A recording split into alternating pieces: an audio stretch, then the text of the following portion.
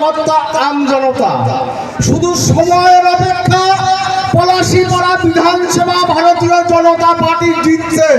26-এর নির্বাচনে পলাশীপাড়া ভারতীয় জনতা পার্টি জিতছে।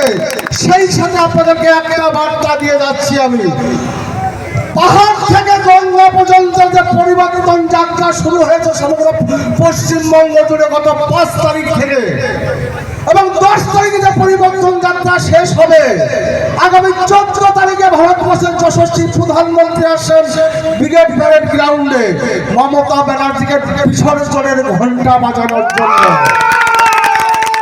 আমি আপনাদের মনে দিয়ে রাখছি, 26-এর নির্বাচনে ভারতীয় জনতা পার্টি ক্ষমতায় আসছে।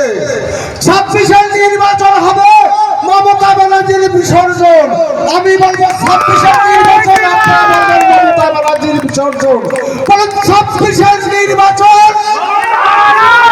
26-এর নির্বাচন, 26-এর নির্বাচন। আমি বলবো বাঁচতে চাই, আপনারা বলবেন তাই বিজেপি চাই।